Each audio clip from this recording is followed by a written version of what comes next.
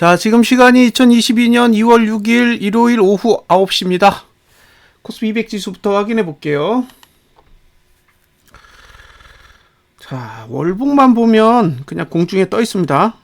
네, 공중에 완전히 그냥 떠 있어요. 그래서 이걸 보고 이건 오를 거예요 또는 내릴 거예요 얘기해야 될 게 사실 없잖아요. 예, 그래서 일단 월봉은 딱히 할 얘기가 없어요. 자, 이걸 이동평균선으로 한번 볼까요? 이동평균선에는 뭐가 있나? 예, 이동평균선으로 보면 이렇게 생겼네요. 그래서 5월선까지 간다 그러면 75.8 이게 20인가요? 여기 있는 게 79.72 그 밑에 있는 거는 70.66 그러니까 이평선만 보고 가장 빨리 맞고 떨어진다 그러면 한 70까지 갈 것 같고요. 더 올라가면 75.7, 더 올라가면 79.5 이렇게 되네요. 예, 이동평균선으로 보면 그래요. 그리고 이걸 볼린저 밴드로 보면 예, 여기 71.08이니까 만약에 올라간다면 한 70 정도까지는 가지 않을까 싶어요. 위로 올라간다면 370까지는 가능해 보인다 라고 이제 생각이 드는 거죠. 그런데 만약에요 이걸 후행으로 그냥 빼버리면 어떻게 되는지 보여드릴게요. 후행으로 347까지 뺀다. 347까지 빼보죠 뭐. 예. 347까지 빼면 이게 내려와서 붙어요. 그죠? 보시다시피 370에 있던 상단선이 밑으로 내려와서 고가에 붙습니다. 예. 그러니까 선행으로 보면 370까지는 올라갈 수 있다라고 보여지고요. 반대로 후행으로 보면 그냥 내려도 상관없다죠. 지금의 상황은 그렇습니다. 이 얘기는 주봉을 보면서 따로 이야기를 할게요. 자, 이제 주봉으로 가보겠습니다. 야간 선물이 1.2포인트 정도 내렸어요.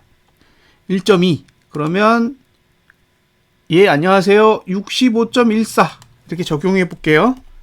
추정치입니다. 추정치. 65.14.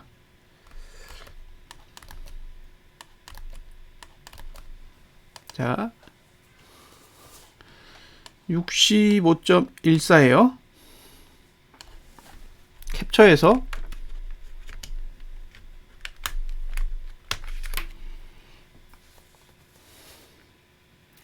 보겠습니다. 왼손잡이라 이게 글자가 잘 안 나와요. 자, 이게 고가고 이게 저가예요. 그리고 여기가 상단선이죠. 상단선 1, 여기가 상단선 2, 여기가 하단선 1, 여기가 하단선 2예요. 자, 상단선 1은 고가보다 높아요.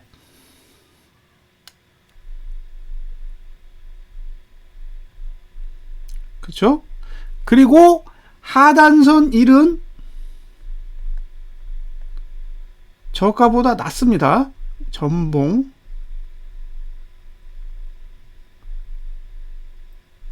자, 매수자는 전봉 저가 아래에서 매수해야 되고 매도자는 전봉 고가 위에서 매도를 해야 돼요. 그렇죠? 예, 그러니까 주봉을 보고 거래하시는 분은 매도하고 싶다 그러면 고가를 넘어야 되는 거예요. 이번 주 고가를 넘어가야 매도 전략을 사용할 수 있고, 반대로 매수자는 이번 주 저가를 붕괴해야 매수할 수 있는 거죠. 그러니까 다음 주의 상황은 이번 주에 만들어져 있는 주봉의 고가, 저가 둘 다 방어할 의지가 1도 없어요. 지금의 흐름은 그렇습니다. 자,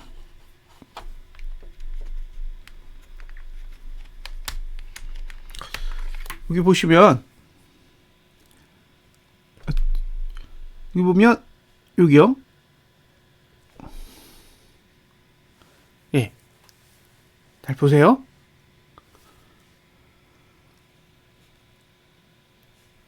저투 상승, 종투 상승, 그 다음에 고투만 하락이에요. 자, 다음 주가 되면 저투는 상승, 종투도 물음표, 고투도 물음표입니다. 그러니까 저투는 하락시킬 수 있는 방법이 없고요. 예. 종투는 하락하면 다시 하락하고 상승하면 계속 상승하고 이렇게 돼요. 고투는 상승하면 상승하고 하락하면 하락합니다. 그러니까 종투와 고투는 변수가 있어요. 그런데 지금 상태에서 보면 고가를 충분히 넘을 수 있단 말이에요. 그럼 고가를 넘는다고 가정하면 3주차에 다시 하락시키면 돼요.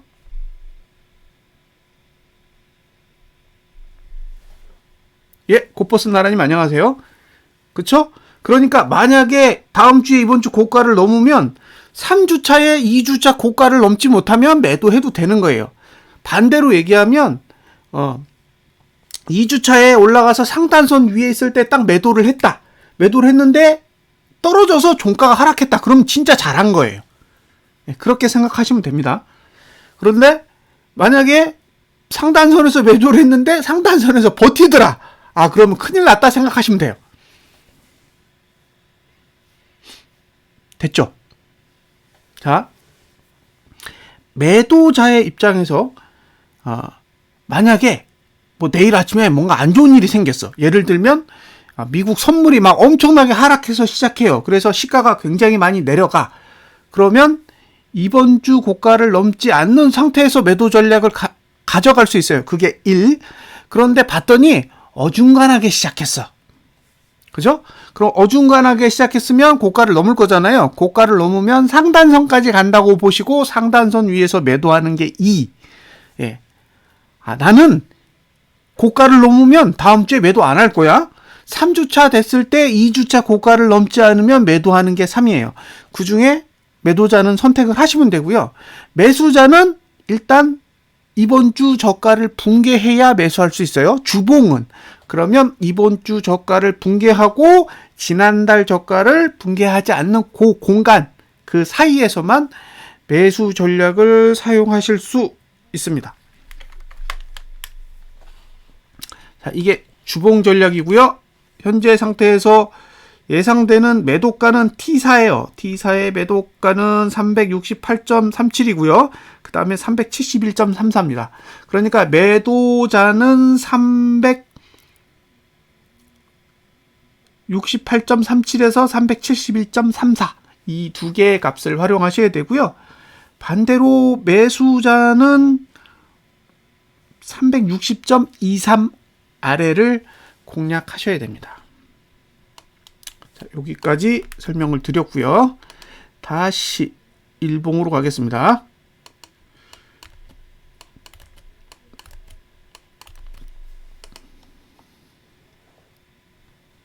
자, 이제 일봉 얘기를 좀 할 텐데 잘 보세요. 일봉은 위도 막았고 아래도 막았어요. 이 얘기는 일봉을 가지고 매도도 할 수 있고 매수도 할 수 있는 거예요. 자, 선택을 하세요. 선택을. 나는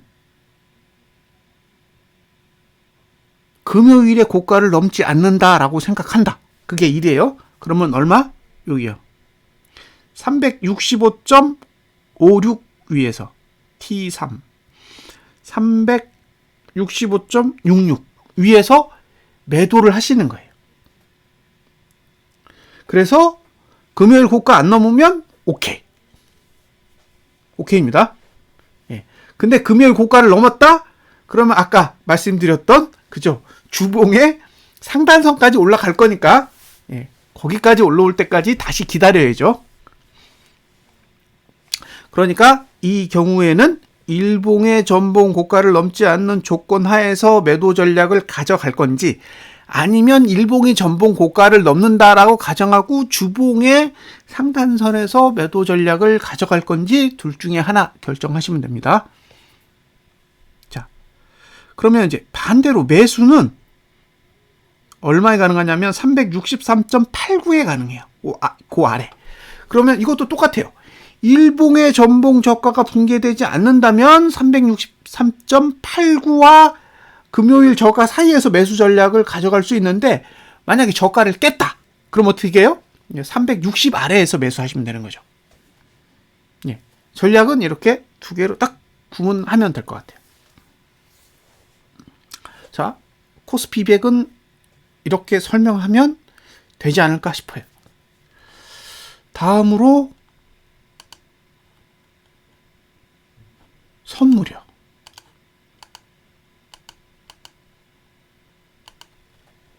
자, 선물도 별반 차이 없죠.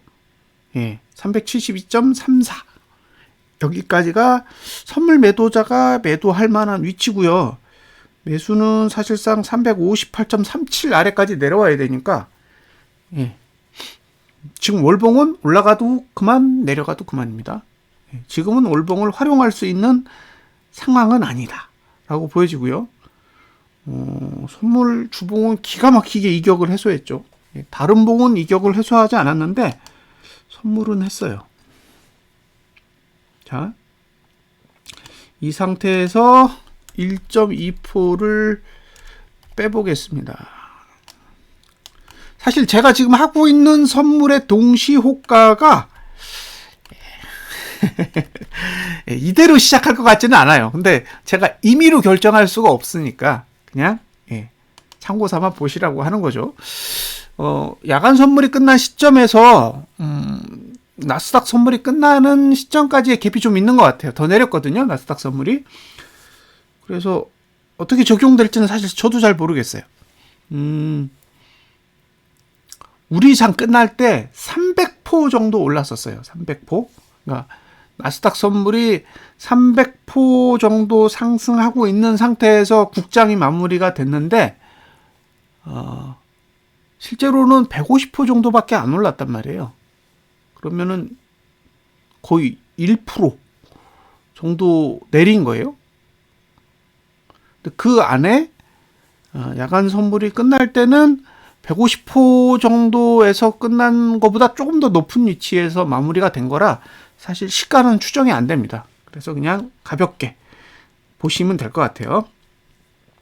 자, 선물로 봤을 때는 매도 가능한 건 T4 368.55, 그 다음에 T5 372.25. 그러니까 지금 상태에서 맥수로 올라가면 372.25까지는 보이는 것 같아요. 만약에 나는 선물 매도를 해야겠다 그러면 그냥 372.25까지 일단 기다린다라고 생각하고 접근하시는 것도 나쁘지는 않을 것 같아요. 그게 제가 봤을 땐 다음 주에 최악의 시나리오입니다. 372까지 가는 거.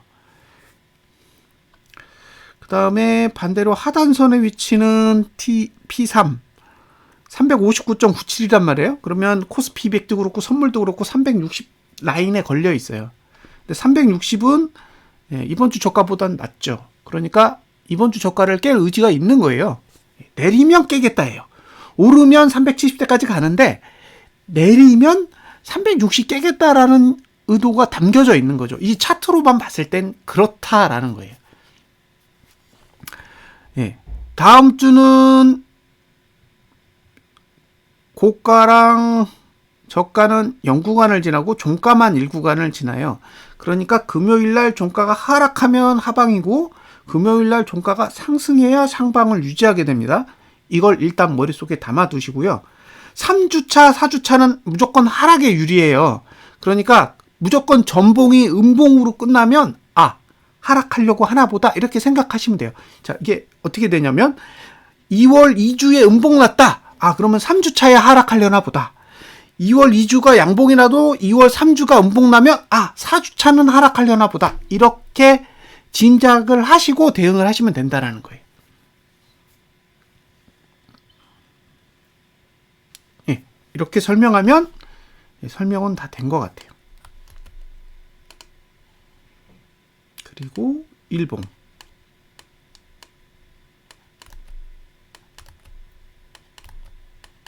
자, 일봉으로 보면 상단선이 얍삽하게 내려왔단 말이에요. 그래서 상단선의 위치가 T3, 365.52. 이건 저기랑 똑같죠. 코스피 200이랑 거의 비슷해요. 365.55에서 60 정도가 일단 매도가 가능한 자리로 보고요. 하단선은 363.85예요.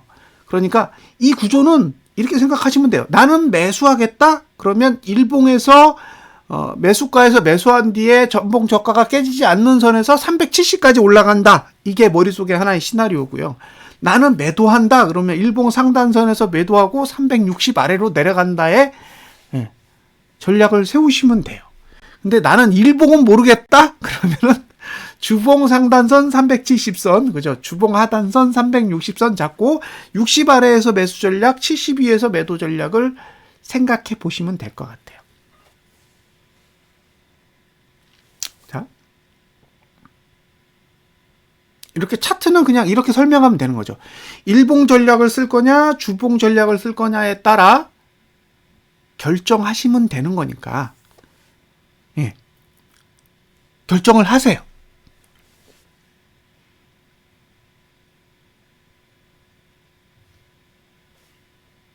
그러면 이제 정리가 다 된 거죠. 이제 돈 좀 볼게요. 돈은 좀 복잡해요. 아까 대화를 막 나눴는데도 저도 잘 모르겠더라고요. 자, 일단 누적 상황을 좀 봐야 돼요.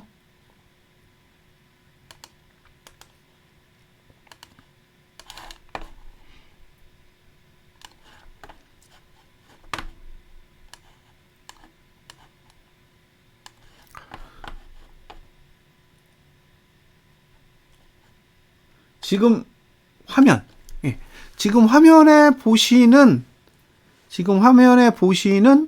그 화면에서 외국인이 지금 보유하고 있는 선물 매도 금액이 5조 1182억입니다. 5조 1181억. 이게 매도 금액이에요.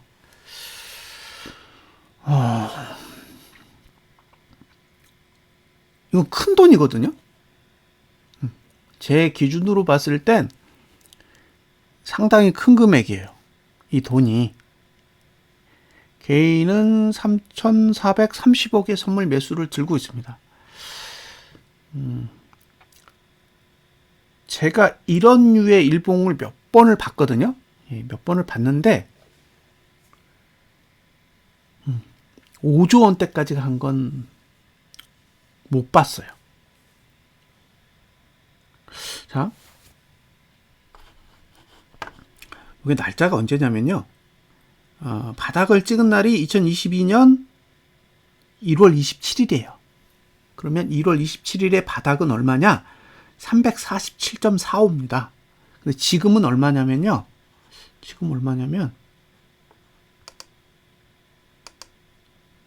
66.40이에요. 그러면 19포인트 올랐다는 얘기죠. 19포인트. 바닥에서 19포인트가 올라왔다라는 건 돈으로 따졌을 때 500만 원. 500만 원이에요. 선물로 따지면 500만 원이 올라간 거예요. 개당. 그러면 도대체 1월 27일부터 2월 4일 3거래일 동안 19포인트가 올라오는 동안 개인은 얼마나 외국인은 얼마나 청산을 했지? 봤더니요, 추가했어요. 1월 27일 기준으로 5조 236억의 매도를 들고 있었는데 2월 4일에는 5조 1181억입니다. 그러니까 올라오는 동안 선물을 하나도 정리를 안 했어요. 그러면 손실이 얼마가 늘었냐면 2,500억이 늘었습니다. 예, 지금 3거래일 동안 외국인이 감당해야 될 손실이 마이너스 2,500억이에요. 예.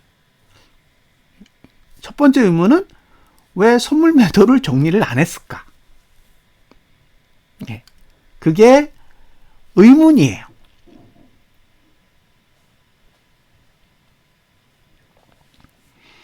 제가 요상한 차트를 하나 보여드릴게요.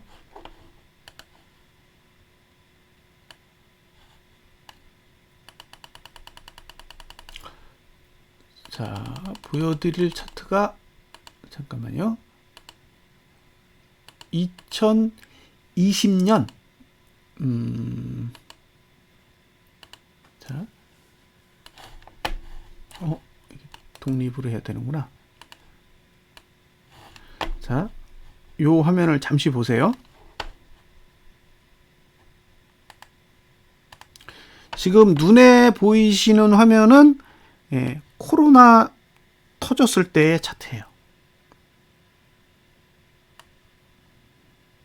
코로나 터졌을 때 차트입니다. 이게 잘 보세요.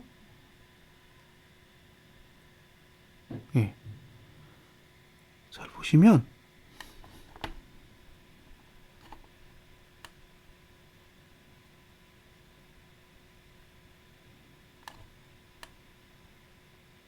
자, 좌측하고 우측하고 한번 비교해 보세요.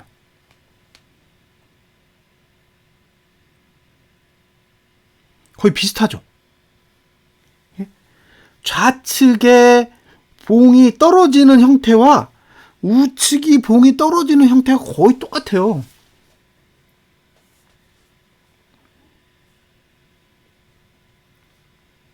그러니까 얼핏 보면 바닥을 찍을 때의 모습과 거의 흡사합니다. 우측의 모습은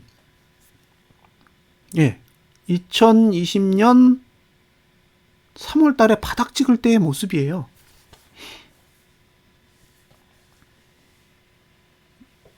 아니요. 급등 전이죠.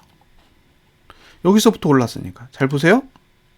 여기서부터 올랐다고요. 이렇게 올랐죠. 그러니까 바닥을 찍고 오를 때의 차트의 형태와 지금의 형태가 굉장히 흡사하다고요. 근데 문제는 뭐냐? 2020년 3월에는 외국인이 선물 매수를 들고 있었어요. 선물 매수를 들고 있었다고요. 매수. 그러니까 올라가면 선물 매수로 돈이 벌리는 구조예요. 지금 외국인은 선물 매도를 들고 있어요. 그 차이가 있어요. 지금 거의 비슷한 모양새를 가지고 있긴 한데 자금의 집행 방향이 다른 거죠. 그게 첫 번째 다른 점이고요. 이제 제가 월봉을 보여드릴 건데 자, 이렇게 해서 이 정도면 될 것 같아요. 자, 지금 보여드리는 월봉을 잘 보세요.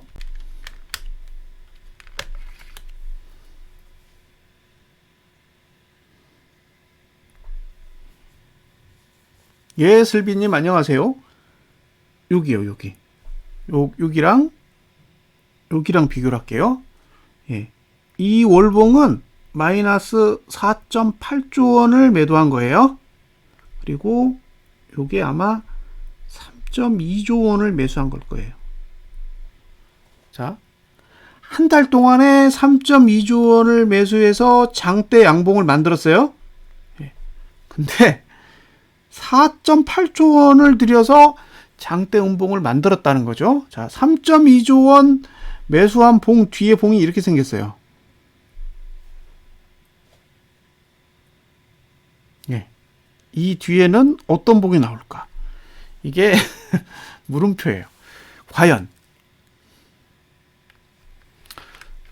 5조 원을 정리하지 않으면 어떤 일이 일어날까? 예. 그게 지금 관심사입니다.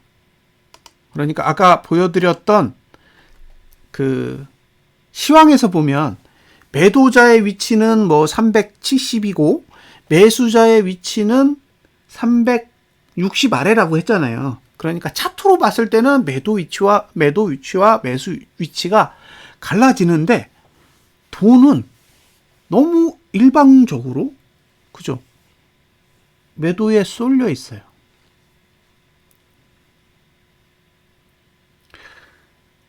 (2020년 11월) 급등 때도 3.2조 원밖에 안 샀는데 지금은 한 달에 4.9조 원을 아니 4.8조 원을 매도했단 말이에요. 그리고 누적으로 5.1조 원의 매도를 들고 있으니까 과연 이 상태에서 상승이 어디까지 가능할까? 라는 의문이 드는 게 첫 번째예요. 예. 그게 첫 번째고 두 번째는 선물 매도를 5조 원까지 했지만 제가 기억하기로는 3조 원까지 가는 데는 오래 걸리지 않았어요. 예, 3조 원까지 가는 데는 한 380선? 예, 380선이 깨지기 전에 이미 선물 매도는 3조 원을 넘었었기 때문에 지금 단가로 본다면요. 375 이상이지 않을까요? 뭐 정확하게 계산을 해봐야겠지만 추정해 본다면 잠깐만요. 제가 이거 한번 확인해 볼게요. 지금 선물로 외국인의 손익분기가 어디인지 좀 볼게요.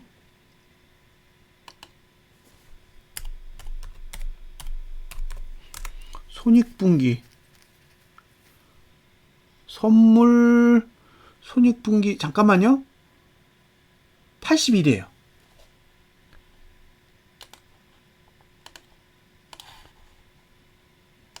이게 맞는 데이터는 아닐 거고요. 지금 외국인이 가지고 있는 선물 매도의 평단이 380일 정도는 되는 거죠. 그러면 그 밑에서는 올려도 상관없는 거잖아요. 그렇죠? 외국인의 입장에서 본인들은 단가를 380 정도에 들고 있어요. 그러면 올려도 손실은 아니잖아요. 그럼 제 입장에서 그냥 380까지는 올라갈 수 있다. 예, 머릿속에 여기서 위로 당겨 올리면 380까지는 땡길 수 있는 여유는 있는 거죠. 올려도 수익이 줄어드는 거지 손실이 나는 건 아니니까. 대신 올렸다가 다시 내릴 가능성이 상당히 높죠. 왜? 올리면 수익이 줄어드니까요. 그래서 외국인이 선물 매도를 들고 있는데 올라갈 여지는 있다예요. 왜? 이익이니까. 이익권 안에서는 자유롭게 움직일 수 있다라고 보면 380 밑에서는 자유롭게 움직일 수 있다. 그게 첫 번째고. 하지만 그 아래에서 청산하지 않는 한 반대로 내려야 돈이 된다. 그러면 거래 전략을 가져가실 때 최대한 380에 접근해야 매도에 따른 위험이 줄어들겠죠. 그러니까 본인 머릿속에 선물 매도라는 그 개념 또는 고버스 매수라는 개념이 잡혀 있다면 적어도 370 이상 그리고 380 아래에서 어딘가에서 전략을 세우셔야 돼요. 신규로 들어가시겠다 그러면. 지금 흐름으로 봤을 땐 그래요. 그럼 맥스는 380이에요. 2월 달에 위로 올라갈 수 있는 최대치는 380이라고 봐야 됩니다.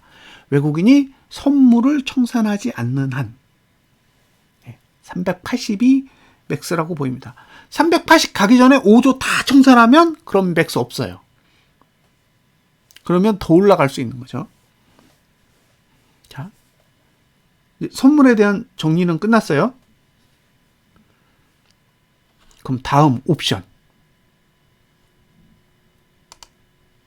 자, 옵션인데 일단 금투부터 볼게요. 예. 금투는 상방이 없어요. 지금 만들어 놓은 금토의 누적으로 보면 올라갈 생각이 없는 거죠.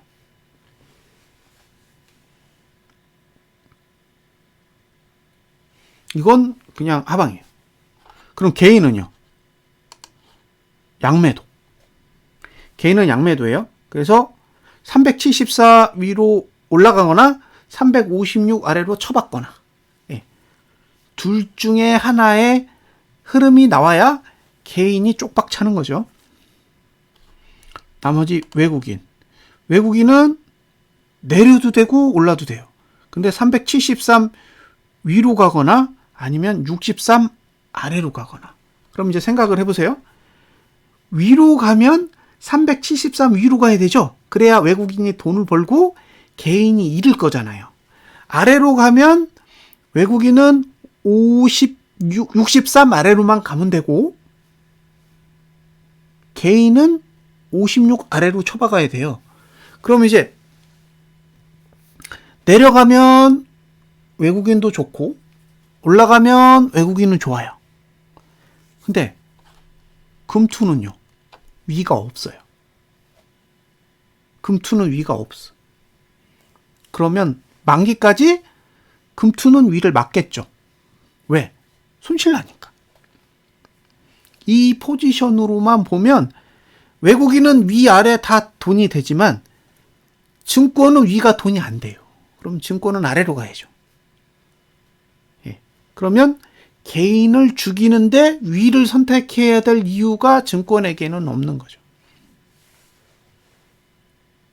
지금의 옵션 포지션으로만 보면 그렇게 보입니다.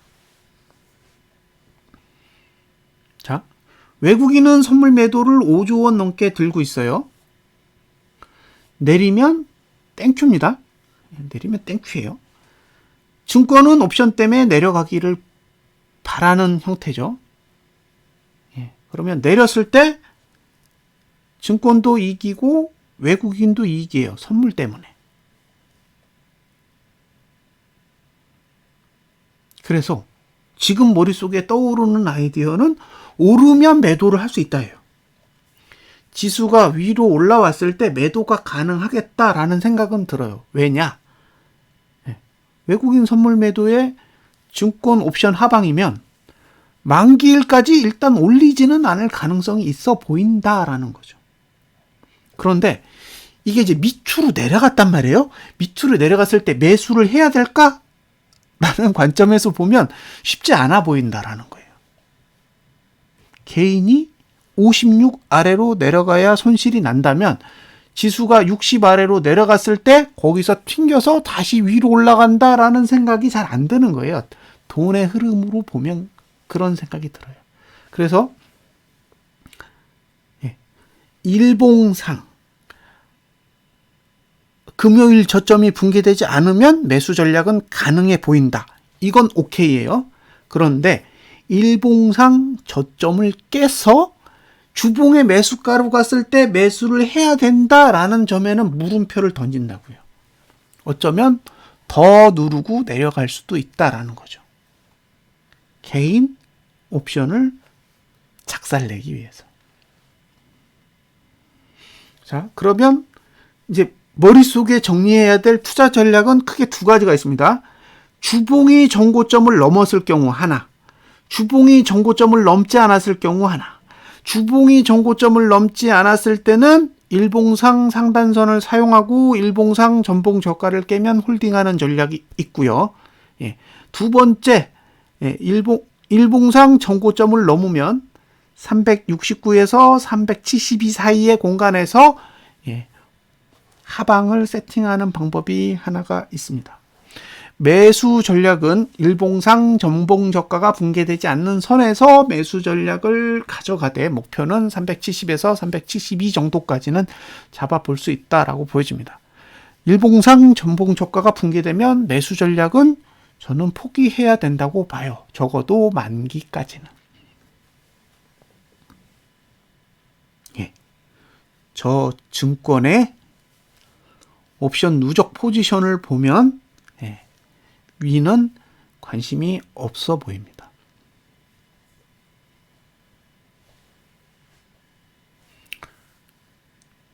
외국인이 선물 매수를 한다? 그러면 370에 대한 수치에 대해서 조금 더 긍정적으로 생각해 볼 수 있다. 그런데 외국인이 선물 매수 안 하고 선물 매도를 추가하더라. 그러면 그냥 내려갈 수도 있다라고 봅니다.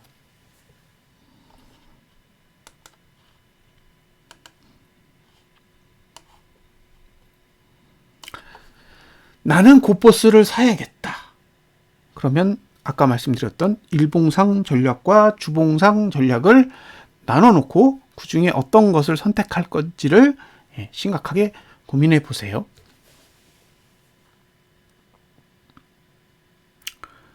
만약에요, 지난달 저가를 붕괴한다면 제법 내릴 것 같아요. 제법. 지난달 저가를 붕괴할 만큼의 조정이 온다면 2월 달에는 상당히 내릴 수도 있겠다라는 생각을 합니다.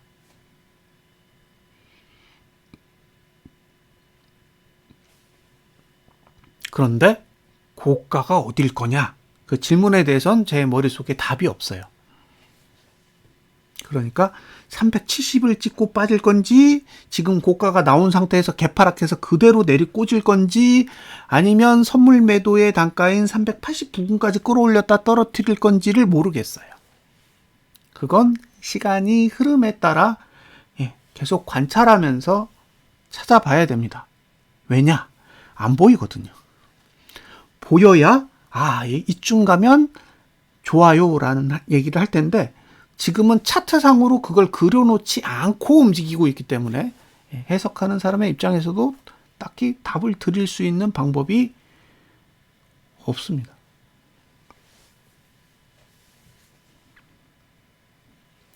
그게 아쉬운 부분이죠. 저도 그런 부분에 대해서는 쉽게 답을 드릴 수가 없는 그런 차트의 형태를 가지고 있습니다. 거래량은 줄었어요. 2일 동안의 거래량을 봤을 때는 거래 의지가 거의 없다라고 해야 될 정도로 거래량이 터무니없이 적습니다.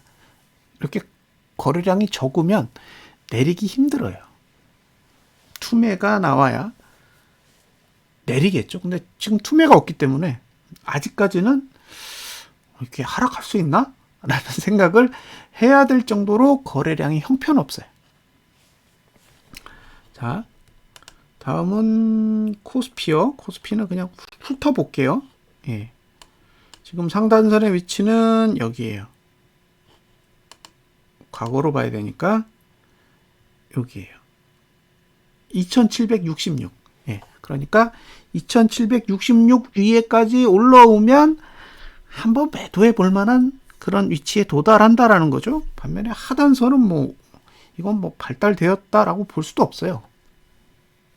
이건 후행으로 붙이지 않는 한 선행의 개념에서 봤을 때는 저가 방어할 의지 없는 겁니다.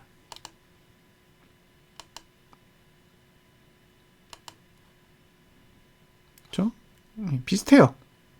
위아래 방어할 의지가 없고, 일봉도 거의 비슷한 구조를 가지고 있습니다. 그래서 지금은 월봉의 상단선까지 갈 거냐?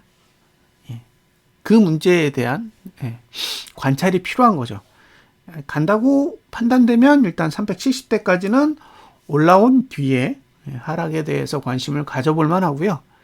이게 이제 개파락으로 내려버리면 닥쳤던 게 지붕 쳐다보는 꼴이 되니까 혹시나 그런 일이 발생하지 않을까 하는 의구심을 가지고 한번 관찰을 해보셨으면 좋겠어요. 그런 의심을 갖는 가장 큰 이유는 최근 3거래일 동안 19포인트가 올랐는데 19포인트 오르는 동안 외국인은 선물 매도를 전혀 청산하지 않았기 때문에 언제든 내려가도 이상하지 않을 거라는 생각이 들어요. 예전에 제가 징기스칸이라는 그 드라마를 본 적이 있는데 그 내용 중에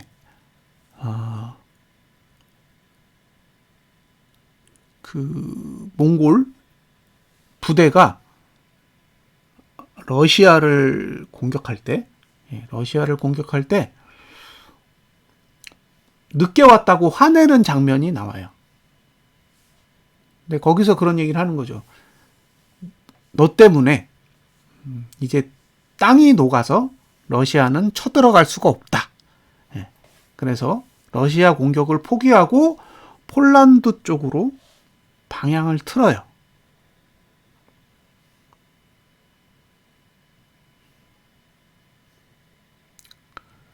러시아는 땅이 얼어 있어야 전투가 가능하다라는 거죠.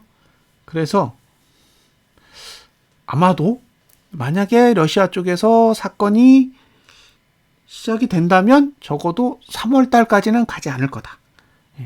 땅이 얼어 있는 상태에서 뭔가 전투를 해야 되기 때문에 사건이 터지면 2월 안에 터진다 라고 보여져요. 그래서 이 선물 매도 자체가 어쨌든 악재를 대비한 그런 전략이 아닌가라는 의심을 갖는 거죠. 개인적으로 그런 생각이 들어요. 왜 정리를 안 할까? 지수를 올릴 거면 선물 매도를 빨리빨리 줄여야 되는데 전혀 안 줄이고 지수만 끌어올렸다라는 게 굉장히 의심스러운 거예요. 그래서 어쨌든 러시아발 악재에 대해서는 일어나든 일어나지 않든 좀 관심을 기울여 보셔야 될 것 같고요. 만약에 악재가 터진다. 그러면 지금 이 선물 매도는 준비된 상태이기 때문에 그때는 상방을 보시지 않는 게 좋을 것 같아요. 만약에 그걸 악재로 쓴다 그러면 꽤 심한 하락이 나오지 않을까라는 의심도 있거든요. 자, 여기까지고요. 그 다음에 고버스를 좀 볼게요. 고버스. 자, 고버스의 월봉. 월봉은 이게 이격이 벌어져 있어요. 그래서 이격이 해소되려면 한 2,380원까지는 가야 돼요. 2,380원. 그러니까 나 고버스 매수할래? 그럼 2,380원인 거예요. 됐죠? 월봉을 딱 보시고 나는 고버스를 사고 싶다 그러면 2,380원. 나머지는 없어요. 나머지는 없습니다. 월봉을 보고 2,380원 위에서 매수한다? 그건 옳지 않아요. 이 차트로 봤을 땐 이 가격이 와야 매수 가치가 있습니다. 그럼 머릿속에 2,380원을 일단 기억을 하시고요. 0.3% 정도니까 0.6%면 얼마 될까요? 15원 정도만 보태볼게요. 그러면 2,485원에 시작하게 되겠죠. 2,485원. 시가를 대충 이렇게 보자고요. 뭐 이게 맞을 리는 없어요. 제가 보기에. 근데 매수가가 이렇게 시가를 이렇게 찍으면 매수가가 얼마가 나오냐면 2,435원에서 2,385원이 나와요. 그러니까 지금 주봉의 매수가하고 월봉의 매수가가 겹치죠. 2,380원에서 딱 겹쳐 있어요. 그러니까 만약에 다음 주에 이번 주 저가 딱 깨면 머릿속에 기억해야 될 가격은 2,380원. 이 가격을 기억해 두세요. 다음 주에 이번 주 저가를 딱 붕괴했다? 그럼 머릿속에 기억해야 되는 가격은 2,380원입니다. 나 곧버스 매수할래? 라고 생각되시면 그 가격을 기억해 두셨다가 그 가격을 찍으면, 그때부터 생각해 보세요. 살까 말까. 됐죠? 목표가는 얼마냐? 목표가는 2,565원이야. 여기까지 노려보실 수 있습니다.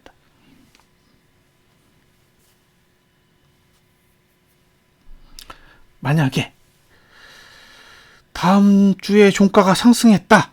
그러면 1월 말, 2월 말 종가는 또 높을 거예요. 다음 주에 이번 주 종가보다 높게 끝나잖아요. 그러면 2월 말 종가는 제가 보기에는 높을 거라고 생각해요. 더. 종가만 상승해도 2,565원을 찍지 않아도 종가만 이번 주 종가보다 상승하면 아마 지난달 종가보다는 높은 위치에서 2월달을 마무리하지 않을까라는 생각이 듭니다. 차트는 그렇게 그려져 있어요. 됐죠? 그래서 만약에 2월달에 곧버스를 매수해야 되는 타이밍이 존재한다면 다음 주입니다. 2,380원. 기억해 두세요. 일봉은 할 얘기가 없어요.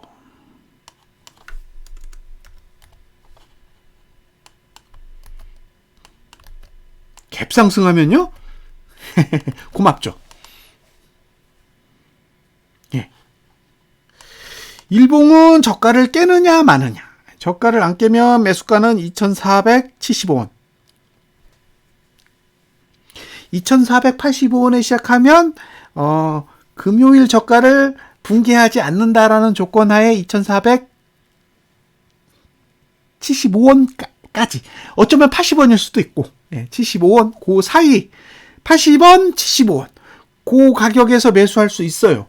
단, 금요일 저가가 붕괴되지 않아야 돼요. 거기서 매수하려면.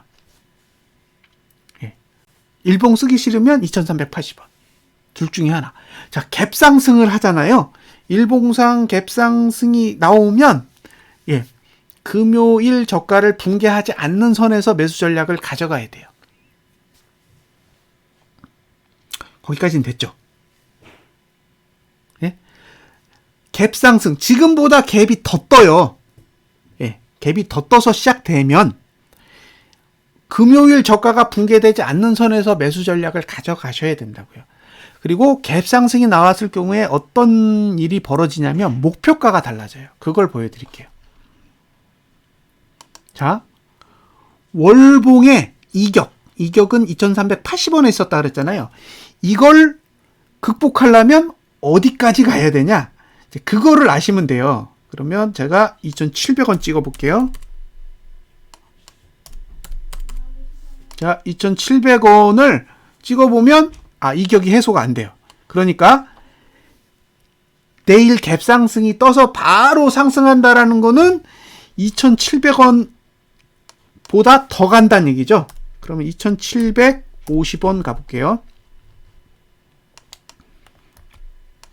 2,750원까지 가보면 그래도 안 붙어요. 그럼 이제 2,800원 가겠습니다. 2,800원. 안 붙어요. 무슨 뜻인지 아시겠죠? 2,850원 가보겠습니다.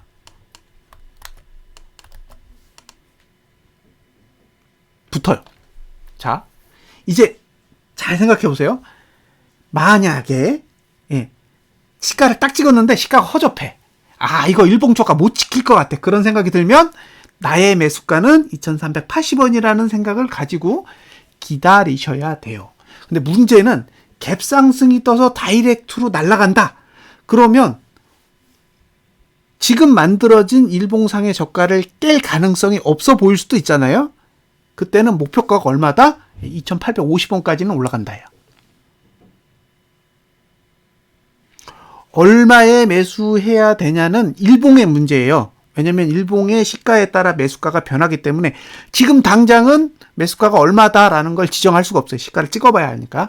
다만 일봉상 전봉 저가를 붕괴하지 않으면서 고가를 넘어서 날아갈 수 있는 구조다라고 했을 때 월봉이 가야 되는 목표가는 2,850원이 넘는다라는 얘기죠. 지금 만들어져 있는 일봉의 저가, 지금 현재 만들어진 월봉의 저가를 이번 달의 저가라고 인정한다면 이게 전제예요. 그러면 종가는 2,850원을 넘어야 이 차트가 성립이 돼요. 그런 의미예요. 그러니까 이게 선행 베이스로 매수가를 잡으면 2,380원이 되는 거고 후행 베이스로 목표가를 잡으면 지금 상태에서는 2,850원이 되는 거예요.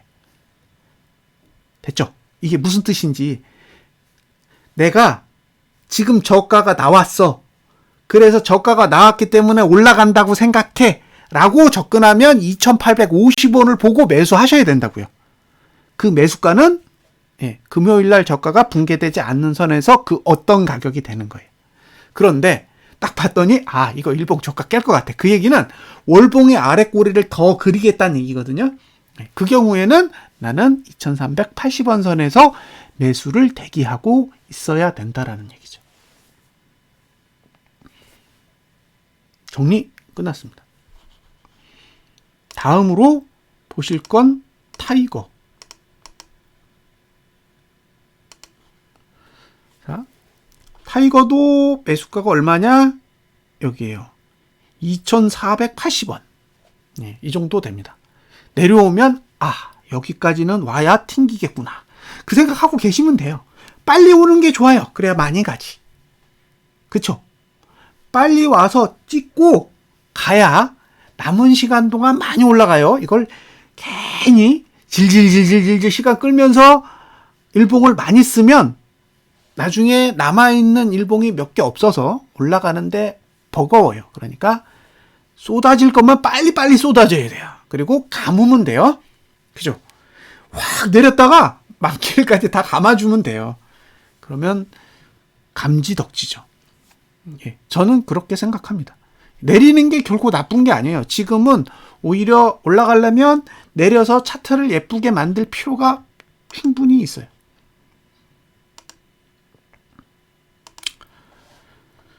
자, 여기는 한 20원만 올려볼까요?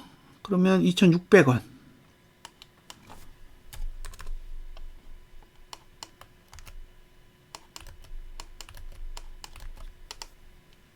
자, 2,600원에서 매수가는 2,545원, 그 다음에 여기요. 2,500원. 2,500원이요. 1,500원. 맞죠? 2,499니까 2,500원 정도 되는 거잖아요. 목표가는 P3이니까 2,675원 정도 됩니다. 자, 2,500원이었죠? 그러면 월봉상 이격이 해소되는 자리가 얼마냐? 2,485원이에요. 그러니까 비슷하죠? 그 가격대를 머릿속에 기억해 두시면 되는 거예요. 야선이 0.3x%를 내렸으니까 고버스는 2배 해서 한 0.7% 정도 올려서 적용해 보는 거죠. 자, 일봉상 20원 올려봐야죠. 20원 올려보면 600원.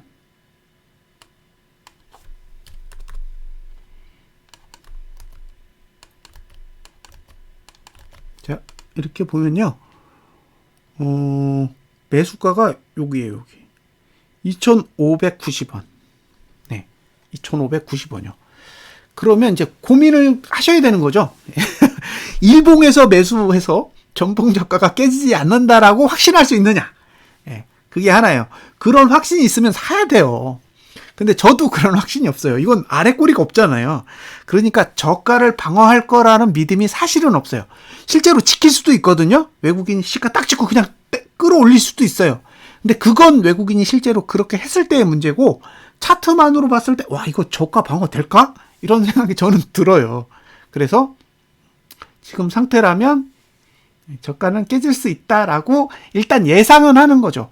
깰지 안 깰지는 외국인이 결정하겠지만, 저 같은 사람의 입장에서는 깰 수도 있겠다. 이 정도 갭으로는 못 지킨다. 그런 생각을 하는 거죠. 근데 뭐 아침이 시작됐는데 막 나스닥 선물 왕창 쏟아지고, 분위기 좋아서 갭 상승이 막 1%, 1.5% 이상 올라오면 차트가 완전히 유리하게 바뀔 거란 말이에요. 그런 상황이 오면 공격적인 전략을 가져가고, 그런 상황이 아니면 보수적인 전략을 가져가는 거죠. 보수적인 건 2,500원 아래를 보셔야 된다는 얘기예요. 내가 매수하겠다 그러면 2,500원 아래를 봐야 되고, 공격적으로 본다 그러면 일봉의 전봉 저가가 깨지지 않을 거라는 확신이 여러분 머릿속에 있으셔야 돼요. 그러면 아까 목표가가 얼마였냐면 한 2,900원까지는 가지 않겠어요?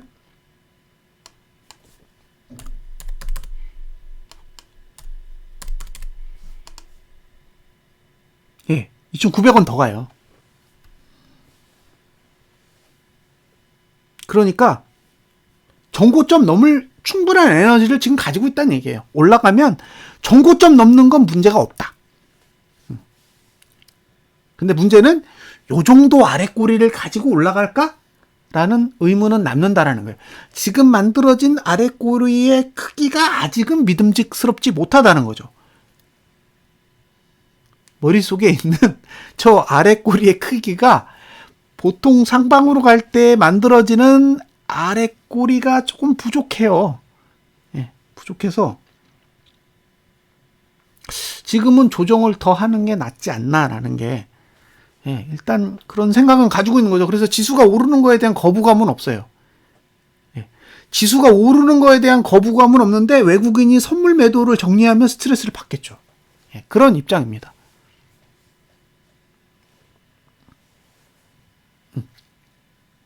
됐죠? 그러면 인버스 2X, 그러니까 고버스에 대한 설명은 드렸고요. 마지막으로 하나 더, 레버리지만 하나 볼게요. 자, 레버리지 입장에서 그럼 한번 볼게요. 레버리지 입장에서 그러면 매수를 할 수 있냐? 이거잖아요. 레버리지의 최초 매수가는 여기에요. 19,660원. 19,660원 아래에서 매수 가능해요. 지금 레버리지는 매수할 수 있는 영역이 아닙니다. 월봉상. 근데 목표가는 얼마냐? 21,200원 정도 돼요. 그 얘기는 뭐예요? 21,200원 갈 때까지 내가 매수를 들고 가보겠다. 이런 전략이 하나가 있는 거고요. 하나는 여기요. 19,700원 정도까지 내려오면 매수를 해보겠다. 라는 전략을 가져갈 수 있는 거죠. 자, 주봉은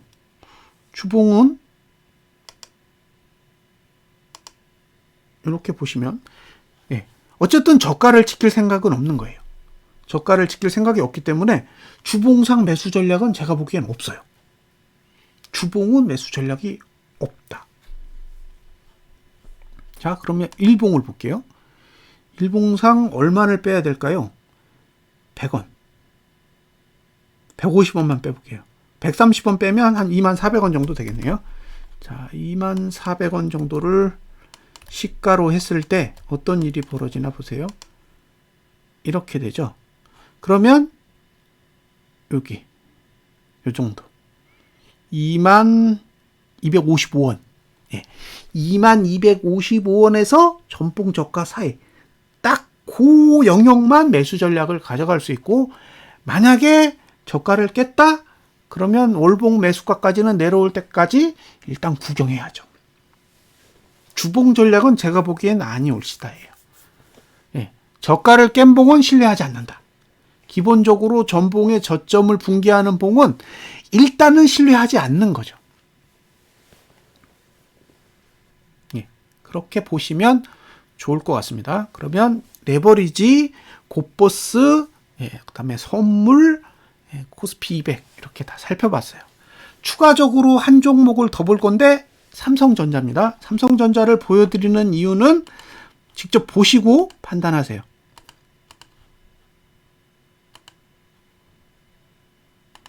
자, 삼성전자의 월봉입니다. 하단선에 걸려 있죠? 예. 삼성은 하단선에 걸려 있어요. 반대로 상단선은 없습니다. 그러니까 월봉만 보면 매수를 해볼 만해요. 그쵸? 매수가가 얼마냐? T3 74,000원. 예. 그러니까 74,000원 아래에서는 매수 전략을 가져가 볼 수 있습니다. 그리고 매도 전략은 할 수가 없어요. 목표가가 없기 때문에. 자, 이제 주봉으로 넘어가 볼게요.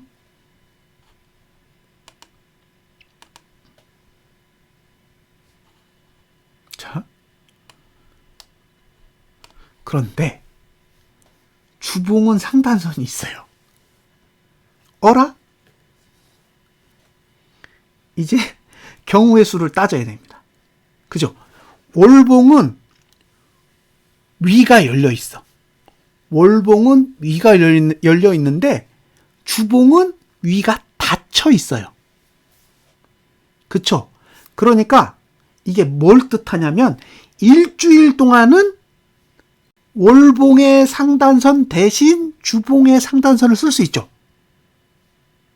월봉에는 상단선이 없지만 일주일 동안만, 그러니까 2월 두 번째 시간 동안은 주봉이 가지고 있는 상단선을 월봉의 상단선처럼 쓰는 거죠. 일주일 동안 그대로 유지되니까. 자, 이제 매도 전략이 머리에 들어오시죠. 매도 전략이 머리에 들어오실 겁니다. 왜 삼성전자는 종가가 월봉 상단선 위에서, 하단선 위에서 끝났을까? 그건 감아 올려야 될 명분을 제거한 거예요. 그죠? 하단선 아래에 있으면 감아 올려야 되잖아요. 근데 하단선까지 다 올라와 버려 있으면 더 올려야 될 이유는 없는 거예요. 떨어질 이유가 없는 거지 올려야 될 이유도 없는 거예요. 그런데 잘 보세요. 여기가 상단선이에요. 상단선 1, 상단선 2, 하단선 1이에요. 근데 뭐가 문제지? 뭐가 문제일까요? 자, 다음 주는 요 저가가 0 구간을 지납니다. 0.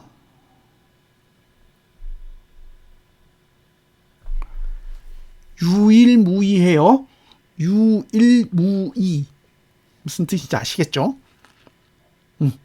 그 뒤로 4주간 일이에요.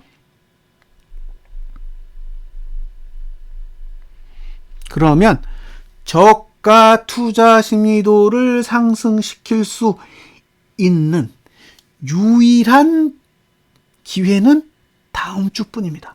다음 주에 저가를 깼다? 그러면 4주간 아웃이에요. 4주간 아웃. 그러니까 여기를 깨면 4주간 내려간다고요. 내려가는 과정에서 요 저가, 요걸 1, 2, 2가 깨지게 된다는 얘기예요. 무슨 뜻인지 이해되셨죠? 지금 만들어져 있는 저가 2를 깨면 저가 투자 심리도가 횡보하면서 하락이 돼요. 이렇게. 그런데 그 뒤로 4주간 일밖에 없어요. 4주간 일밖에 없기 때문에 저가를 한 번 더 깨면 저가 2가 붕괴돼요. 근데 저가 2는 지난달 저가입니다.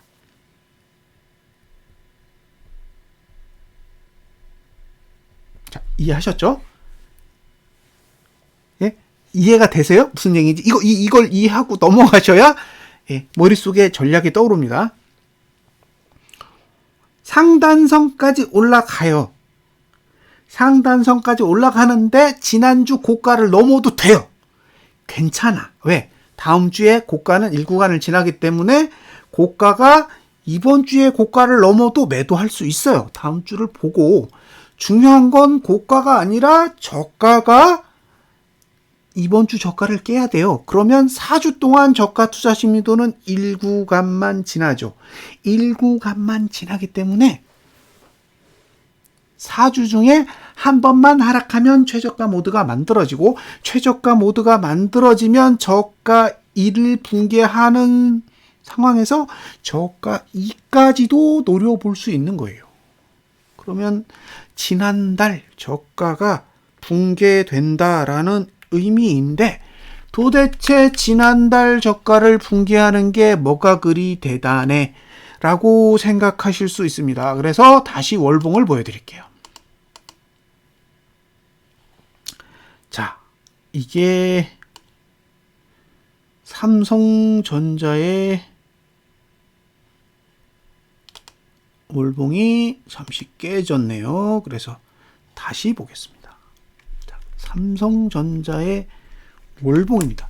야, 지난달 저가 깨는 거 그게 뭐 대단해? 라고 생각하실 수 있잖아요. 자, 보세요.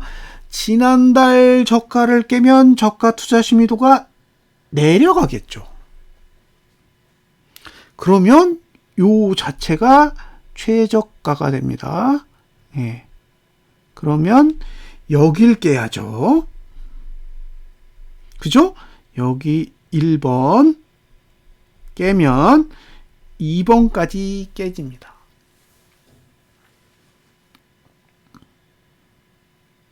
이제 이해되세요?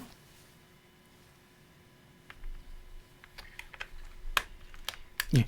제가 설명드린 게 이해가 되시나요? 예. 다음 주에 삼성전자가 이번 주 저가를 깬다라는 건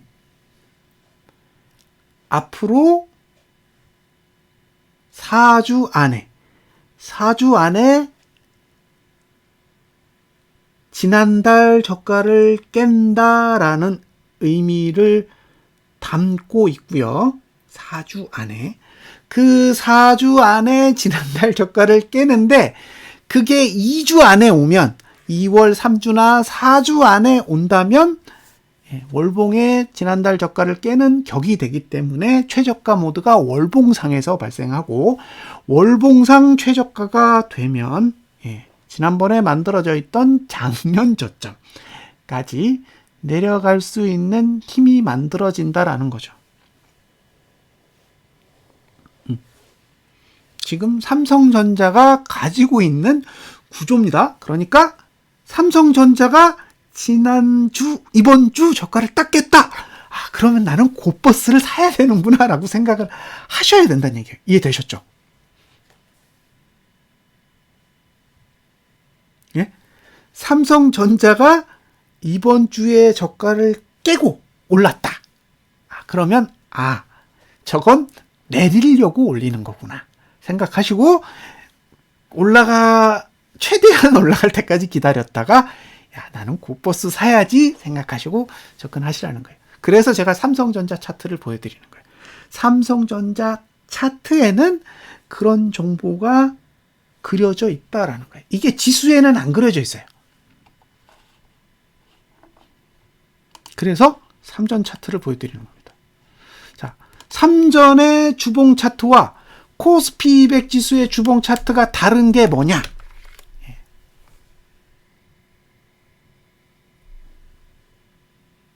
이거죠. 삼성전자의 주봉의 종가 투자 심리도는 매트릭스가 전부 1이에요. 언제까지? 3월 첫째 주까지. 그 얘기는 종가가 하락하면 종가는 최저치로 떨어져요. 자, 2021년 12월 달에 코스피 200 지수의 종가가 올랐지만 2022년 1월 달에 코스피 200 지수의 종가가 내리니까 11월 달 종가 깼잖아요. 기억하시죠? 똑같은 구조라는 거예요. 여기서 종가가 하락한다라는 건 요 밑으로 간다는 얘기죠. 자, 1번 종가보다 낮으면 2번 종가보다 낮아진다라는 거예요. 3전 주봉에서 이번 주 저가를 붕괴하거든. 예. 곧버스를 사야 된다라고 생각을 하셔야 되는데, 문제는 저가를 깼을 때의 가격은 곧버스에게 매력적이지 않아요. 안 씁니다. 그러니까 최대한 위로 올라왔을 때 사야 돼. 됐죠? 최대한 위로 올라왔을 때 접근하셔야 됩니다. 예. 그러니까 이게 하락할 거면 제가 보기엔 이번 주 저가를 깰 겁니다. 이번 주 저가를 깰 거라는 거예요. 이번 주 저가를 딱 깨면 의심하셔야 돼요. 예? 이게 상승을 위한 전략이구나. 그게 아닐 거라는 거예요. 상승할 거면 저가 안 깨요. 상승할 거면 갭 상승해가지고 위로 가지. 예. 갭 하락해가지고 저가 안 깰 거라고요. 근데 저가를 딱 깨는 순간 의심하셔야 된다는 얘기예요. 예. 삼성전자의 주봉의 현재 저가를 깬다라는 건 이건 나쁜 짓이에요. 상승하는 입장에서는 꽤나 나쁜 짓이기 때문에 저렇게 저가를 깨면 하락할 확률이 훨씬 더 높다라고 보셔야 됩니다. 제가 여기에 있을 때요. 여기 기억하시죠? 이거요. 다 기억하실 겁니다. 이거 뭐라 그랬어요? 카카오라 그랬잖아요. 카카오. 그쵸? 제가 예전에 봤던 기억에 의하면 저렇게 생긴 차트는 윗꼬리를 달고 나서 그 다음 주부터 줄줄줄줄 세더라 그랬어요. 예. 지금 그리고 있어요. 이게 이어지면 3월 첫 번째 주까지는 가능해 보여요. 그래서 그 안에 악재가 뜨면, 그죠? 그 안에. 그러니까 지금 카카오 형태를 그린 상태에서 3월 첫 번째 주 사이에 뭔가 악재가 뜨면 제가 보기에 저가는 3월 첫 번째 주가 되지 않을까라는 기대감은 가지고 있습니다. 그 안에 지금 2주, 3주, 4주, 한 3주 정도 들어있잖아요. 그 안에 무슨 악재가 있을지는 모르겠어요. 근데 뭔가 악재가 뜨면 굉장히 떨어지기 좋게 차트를 그려놨다라고는 생각해요.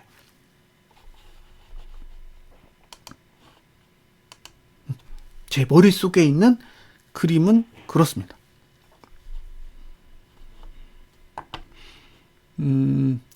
요 삼성전자의 지금 주봉이 가지고 있는 모양새는 예전에 제가 보여드렸던 카카오 월봉, 그죠? 카카오 월봉 여기요. 이거잖아요, 이거. 요 흐름이다. 그죠? 지금 이렇게 흘러가는 모습이 삼성전자 주봉이 가지고 있는 모습이었다라고 말씀을 드렸고, 요 모양새가 예전에 코스피 200 지수에서도 한번 뜬 적이 있거든요. 어디에 떴더라? 제가 그래서 똑같이 생겼다고 한번 얘기한 적이 있거든요. 이거. 그죠? 이거예요. 이거. 예. 이날 떨어질 거라고 얘기했던, 윗꼬리 달고 떨어질 거라고 했던 봉이 이거예요. 이게 지금 다 카카오, 코스피 100 지수, 그 다음에 삼성전자 주봉이 다 비스무리하게 생겼어요. 삼성전자가 이번 주 저가를 깨느냐? 그게 빅 이벤트입니다. 그래서 딱 깨지면, 어쨌든 주봉은 내릴 거다. 라고 생각을 하고, 전략을 좀 짜셨으면 좋겠습니다. 자, 곧버스는 일봉의 저가를 지킬 경우의 매수 전략과 일봉의 저가를 붕괴했을 때의 매수 전략 두 가지가 존재합니다. 그 부분에 대해서 명확하게 설명을 드렸으니까 잘 선택을 하세요. 돈이 시가를 찍었을 때 어떻게 흐르는지 주의 깊게 보시고 그 상황에서 냉철하게 잘 판단을 하셔야 됩니다. 그것까지는 제가 판단을 내릴 수가 없어요. 그건 제가 관여할 수 있는 영역에 내용이 아닙니다. 가장 기대되는 건 러시아 사태겠죠. 지금 상태에서 악재로 가져다 쓸만한 뉴스는 어쨌든 러시아니까. 러시아 사태가 터지면 삼성전자는 작살나겠죠. 예. 아마도 직접적인 타격을 받을 수 있는 상황일 거예요. 두 가지가 걸리는 것 같아요. 하나는 반도체, 그죠? 하나는 반도체에 대한 규제가 있고, 또 한 가지는 러시아 쪽에 공장이 있다라는 것 같아요. LG도 그렇고 삼성도 그렇고, 예, 러시아 쪽에 공장이 있어서 그 공장 자체도 제재를 받을 수 있는 그런 상황이라고 어떤 보도를 통해서 본 것 같아요. 그러니까 러시아 사태가 터지면 러시아와 교역하는 입장에서는 직격탄을 맞을 수밖에 없는 거죠. 현대차도 해당이 될 거예요. 공장이 아마 있을 거고, 러시아의 자동차 시장에서 현대차가 차지하는 규모가 있을 겁니다. 그러니까 이제 그런 부분에 대한 피해를 받을 거라고 보이기 때문에 어쨌든 우리는 심각한 타격을 받을 거다 라고 생각이 돼요. 지켜봐야겠죠? 우리가 결정할 수 있는 건 아무것도 없어요. 우리가 뭐 전쟁 나라 한다고 해서 전쟁이 나는 것도 아니고, 전쟁이 나지 마라 한다고 해서 전쟁이 안 나는 것도 아니기 때문에 그냥 우리는 투자자의 입장에서 어떤 상황이 벌어지는지를 보고 그에 맞게 전략을 잘 세우시면 될 것 같아요. 이게 뭐 인간적인 측면이나 도의 같은 걸 생각할 수 있는 그런 위치에 저희가 있지 않습니다. 그러니까 악재가 발생하느냐 아니면 발생하지 않느냐, 그리고 그 징후로서 저가를 깨느냐 마느냐. 코스피 200 지수가 이번 주 저가를 깨는 건 아무런 의미가 없는데, 삼성전자가 이번 주 저가를 깨는 건 엄청나게 큰 의미가 있다라는 얘기를 해드리고 싶어서 삼성전자의 차트를 잠시 보여드렸습니다. 제 의도는 충분히 전달됐다라고 보여져요. 그리고 거래 전략도 고버스 측면에서는 충분히 설명을 드렸다라고 생각이 듭니다. 올해 들어서 1월 달에 제가 알기로 개인이 9천억 정도 고버스를 팔았어요. 개인이 판 금액이 9천억 정도 됩니다. 9천억대. 작년에 개인이 고버스를 얼마나 샀을까요? 볼까요? 작년에 개인이 고버스를 얼마나 샀을까? 아시는 분? 혹시 아세요? 얼마일까요? 작년에 개인이 산 고버스 금액을 제가 보여드릴게요. 고버스가 순위에 있을까요? 개인 3천억대로 제가 알고 있거든요. 3천억대 3,896억입니다. 3,896억 3,896억이에요. 근데 지금 9천억대 매도를 했잖아요. 그러니까 작년에 매수한 건 다 손절한 거예요.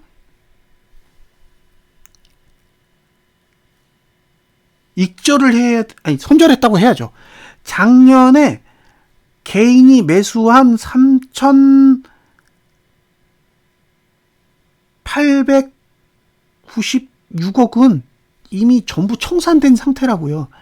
지금 개인이 팔고 있는 고버스는 2021년 물량이 아니란 뜻이에요. 2020년 물량을 팔고 있는 겁니다. 지금.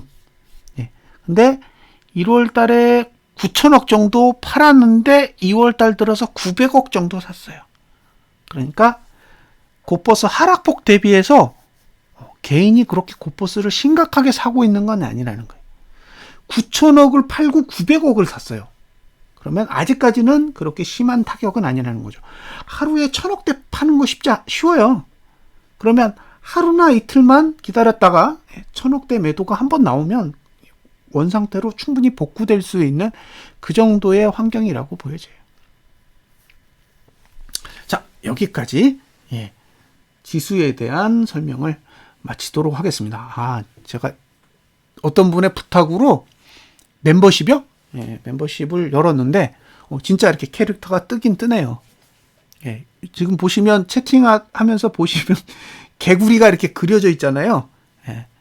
이 개구리 표시가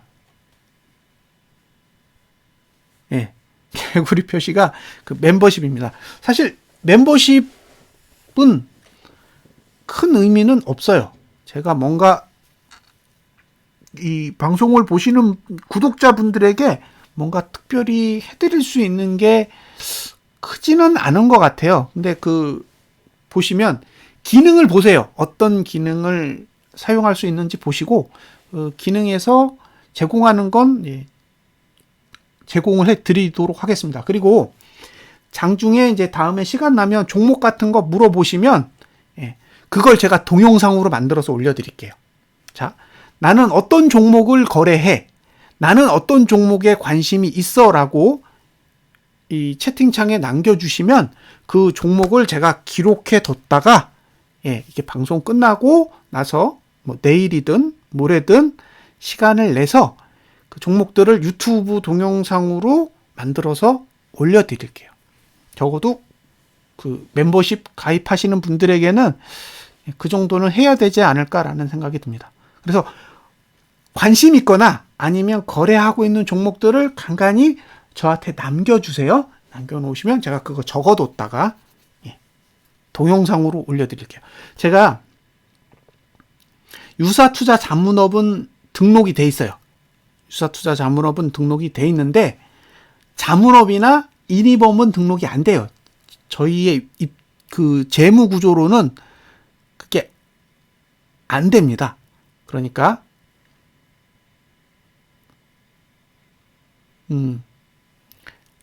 제가 설명을 드릴 때 1대1로는 절대 답변을 드릴 수가 없어요. 그건 위법한 행위니까요.